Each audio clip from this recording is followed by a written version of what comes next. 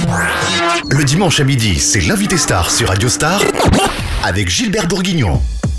Bonjour et bienvenue, l'invité star de ce dimanche. J'ai le plaisir d'accueillir Grégory Mallet du Cercle des Nageurs de Marseille. Vous l'aurez compris, on va parler de natation. Vous venez de vivre un rêve américain. 6 mois d'entraînement aux États-Unis avant de revenir au Cercle des Nageurs de Marseille où nous sommes confortablement installés. Pouvez-vous nous raconter cette belle aventure, je suppose ? Ben ouais, comme vous dites, c'est vraiment une belle aventure que j'ai pu vivre grâce aussi au cercle parce que avec le cercle des nageurs, on s'était mis en accord et ils m'ont permis de pouvoir vivre cette expérience américaine et d'aller à l'étranger pour m'entraîner pour une période de 6 mois. Et je leur en remercie. Je les en remercie déjà parce que c'est quelque chose qui est pas forcément facile de laisser un athlète partir pendant 6 mois en sachant qu'ils mettent tout en œuvre pour qu'on réussisse. Mais ils ont bien compris mon besoin d'aller m'exiler pour pouvoir m'aérer un peu la tête après tant d'années dans les bassins. Donc sous l'accord du staff, sous l'accord de Romain qui m'a conseillé d'aller m'entraîner avec David Marsh, donc son ancien entraîneur quand il était à l'université d'Auburn aux États-Unis. Ça a été un réel plaisir de pouvoir partager ces entraînements avec l'équipe que propose Swimmac, le club de Swimmac là-bas en Caroline du Nord. Avec un homme comme David Marsh, avec des nageurs comme Ryan Lochte, Tyler Clary, Kevin Jones qui sont multimédaillés olympiques. Donc c'était vraiment un grand moment et j'en ressors vraiment grandi. Grandi, plus fort ? Plus fort, je sais pas. En tout cas, j'ai appris beaucoup de choses sur le plan humain. J'ai appris beaucoup de choses sur le plan psychologique aussi. Le recul par rapport au haut niveau et au sport qu'on pratique. Je pense que j'ai gagné en humilité avec des gens qui sont toujours qui vont toujours de l'avant, qui se plaignent jamais et qui sont fiers et contents de faire ce qu'ils font.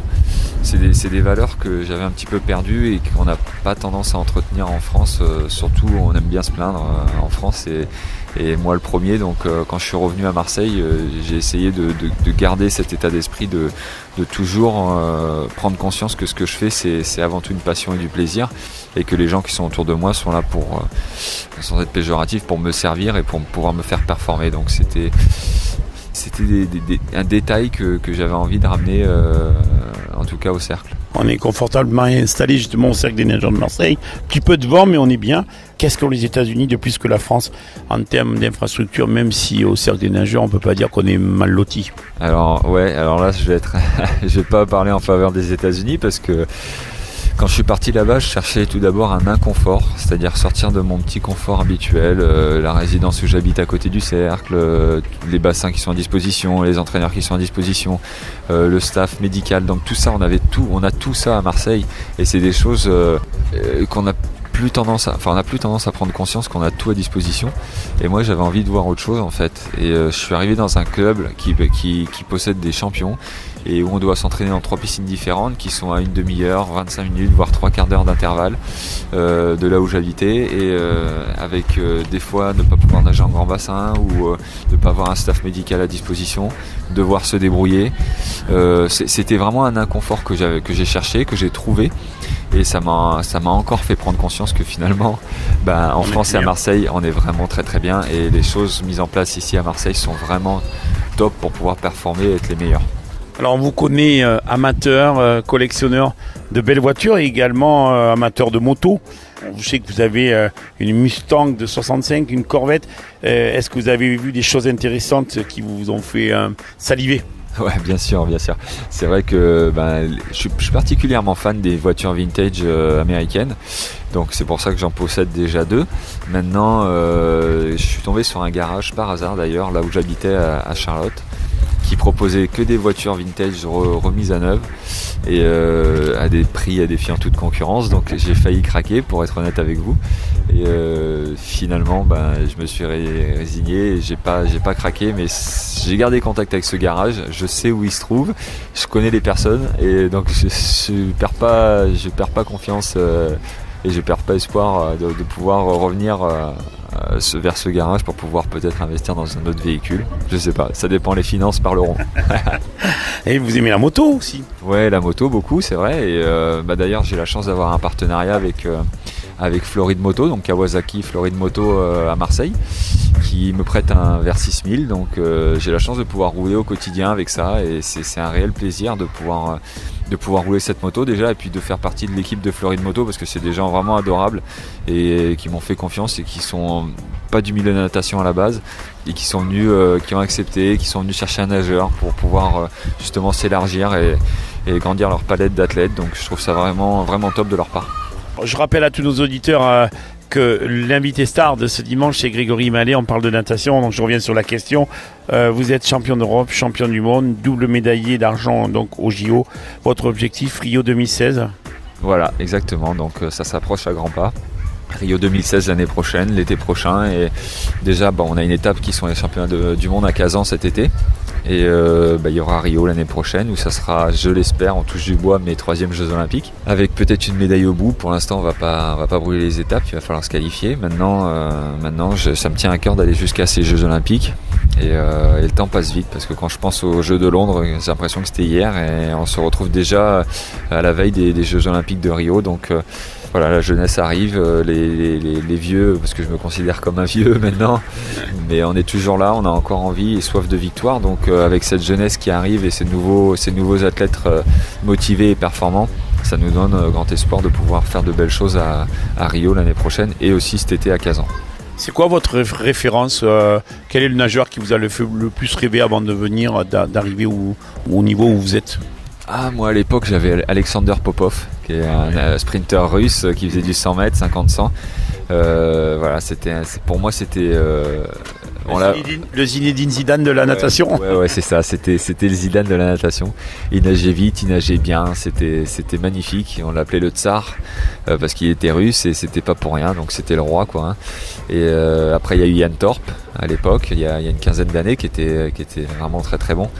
Et j'ai eu la chance de participer à des courses avec Michael Phelps, donc d'être de cette génération, de partager des podiums avec lui, podiums olympiques. Donc je considère que c'est une chance compte tenu de l'athlète que c'est toujours d'ailleurs puisqu'il continue encore à nager. Ce sont 3 athlètes que j'admire vraiment énormément. À l'issue de cette compétition, de ces Jeux Olympiques, vous ferez le point sur votre carrière. Est-ce qu'aujourd'hui il est peut-être trop tôt pour dire si vous continuerez ou vous stopperez ? Vous savez, j'ai 31 ans, donc j'ai envie de dire que ces Jeux Olympiques seront mes derniers Jeux Olympiques. Est-ce que j'arrêterai au lendemain des JO ? Je ne sais pas. En tout cas, la motivation est toujours là. C'est un petit peu prématuré de dire que je vais arrêter après les Jeux. En l'occurrence, j'ai toujours envie de continuer. Mais bon, après, il y a le niveau aussi qui est là, la jeunesse qui performe. Peut-être un peu de lassitude aussi, puisque j'en ai fait quelques longueurs de bassin et c'est pas forcément l'endroit le plus marrant pour s'amuser quand on compte les carreaux, mais voilà, c'est une passion et moi j'adore ce que je fais, donc j'irai toujours au bout des ambitions que je me suis fixées. Vous avez retrouvé après cette aventure américaine le Cercle des Nageurs de Marseille, un entraîneur que vous appréciez, Romain Barnier, un parcours atypique de cet entraîneur-manager. Quel rapport vous entretenez avec lui ? C'est des rapports amicaux, c'est vrai qu'il y a ce rapport entraîneur-entraîné, mais on se connaît tellement, il me connaît tellement que des fois il n'a pas besoin de parler, je sais ce qu'il veut et inversement, donc non, il y a une vraie osmose entre nous, entre les gens du groupe. C'est quelqu'un qui est tellement investi dans ce qu'il fait, même peut-être trop des fois, il met trop d'énergie et ça lui bouffe lui son énergie, donc il veut toujours être au top et c'est une qualité chez lui parce qu'il fait toujours ce qu'il faut pour pouvoir réussir avec nous. Et c'est pour ça aussi que je suis resté depuis bientôt 9 ans au cercle, c'est parce que j'ai trouvé en Romain quelqu'un qui sait se remettre en question, mais qui a toujours soif d'améliorer ce qu'il a déjà fait et de creuser, de toujours se réinventer. Donc c'est vraiment très important pour moi d'avoir un manager et un entraîneur comme ça. Le Cercle des Nageurs de Marseille, tous ces champions, un club qui l'a jalousé un peu ? Je pense que les premières années où on a commencé à performer et être sur le devant de la scène, je pense qu'on était jalousés. Maintenant, les gens connaissent un peu plus le cercle. Les autres clubs, les autres nageurs, les gens de l'extérieur qui sont extérieurs à la natation apprennent à nous connaître les athlètes et à connaître le cercle. Et se rendre compte qu'on n'est pas des gens qui se la jouent entre guillemets, mais on a un tempérament à la Marseillaise qui fait qu'on est toujours en train de chambrer et c'est aussi ça notre moteur, c'est qu'on aime bien, nous on adore se challenger, se chambrer, et puis on a l'humour facile et je pense que c'est propre aussi au sud et à Marseille, donc nous on l'entretient et on adore ça. C'est peut-être pas du goût de tout le monde, mais c'est comme ça qu'on fonctionne et après forcément on ne peut pas être aimé par tout le monde. Maintenant nous on a fonctionné comme ça depuis des années et c'est comme ça qu'on fonctionnera parce que le cercle a cette âme que pas beaucoup de clubs ont. Je vous le rappelle, l'invité star de ce dimanche, on parle de natation avec Grégory Mallet du Cercle des nageurs de Marseille. Grégory, pour conclure, quelles sont les prochaines échéances avant Rio 2016 ?